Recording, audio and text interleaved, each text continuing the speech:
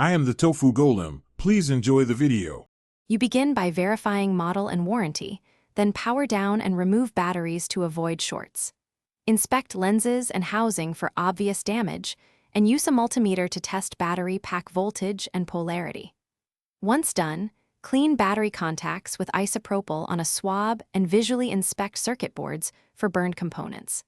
Make sure to document any fault codes or observable issues before disassembly. This saves time if parts are needed later and helps you focus repairs on the most likely failures.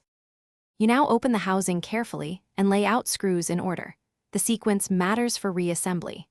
Remove the objective and IR illuminator to access the image intensifier tube, examine for clouding or burned phosphor spots, and check connectors for bent pins. Use the multimeter to probe power rails at the regulator and tube socket while toggling power. Note expected voltages from the service manual. Once you verify which subsystem fails, plan whether tube replacement, connector repair, or regulator servicing is required. You proceed by replacing the identified faulty component, tube, regulator, or connector, using ESD grounding and correct part numbers. Reassemble in reverse order, ensuring lenses are clean and screws are torqued to spec, and reconnect battery with polarity checked. Power up and run a functional test. Verify IR illuminator, focus, and image uniformity across the field.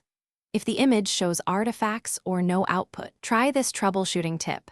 Swap with a known good battery and remeasure power rails. Persistent faults point. Thanks for watching. Consider subscribing if we helped you today.